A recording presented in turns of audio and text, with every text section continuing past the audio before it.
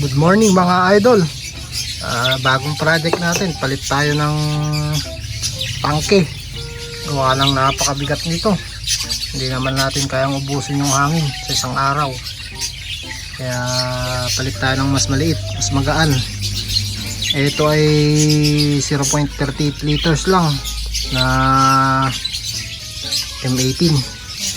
0.52 kilogram lang ito kasi 0.5 mabigat, saka hindi natin kayang ubusin yung hangin, kaya parang binubuhat lang natin tapos iuwi din lang yung hangin na hindi naman natin kayang ubusin. Kaya ito, palit tayo, mas magaan.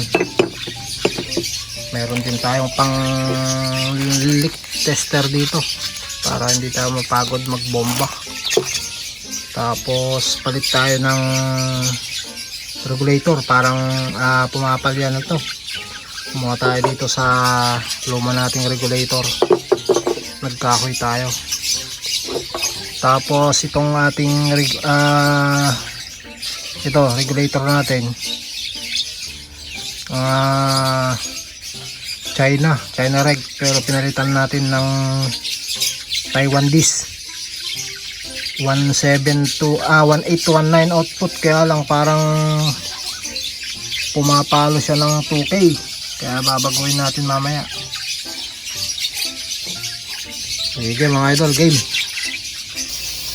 Yan, nagpasingaw na tayo dito sa may 3K PSI.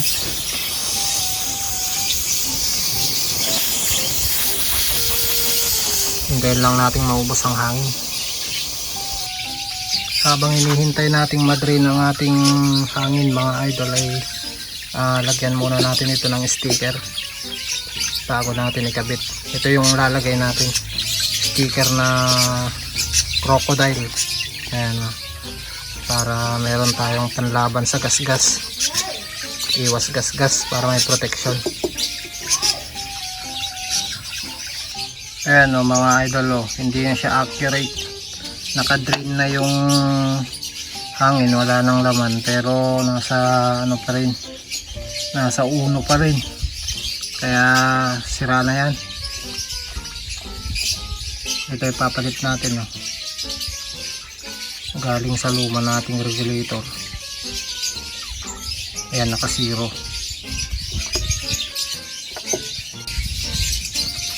Ito na mga idol, baklas ko na.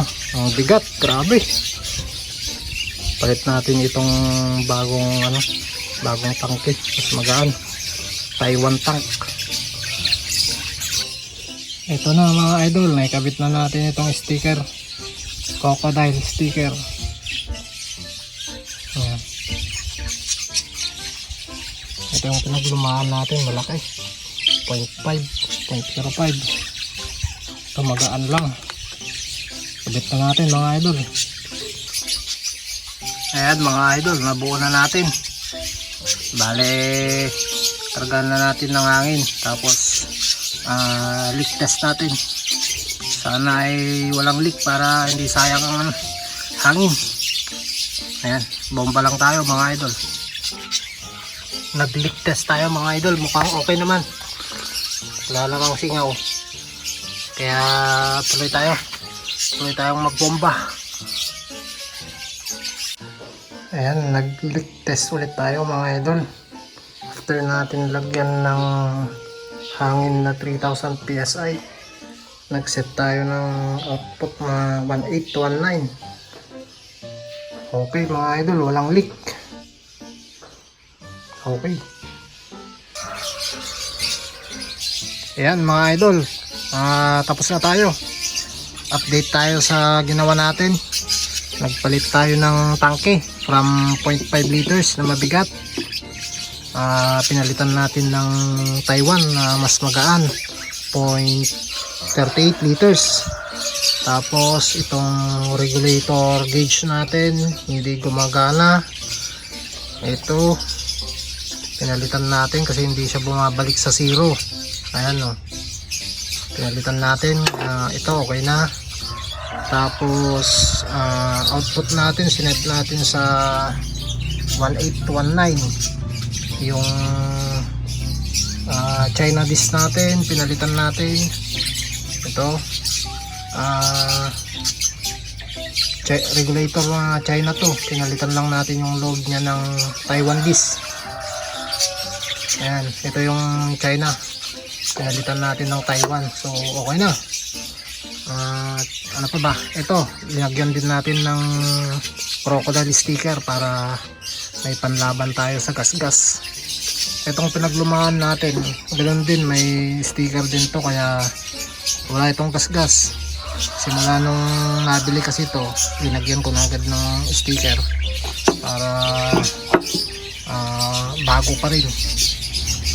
Ayan, okay na. Tapos ito pa pala, dapat ito may space, hindi dapat nakadikit ang barrel sa tangke. Dapat may space yan kahit maliit lang para maganda yung tama. Pag nakadikit kasi yan, paiba-ibang tama. Yun lang.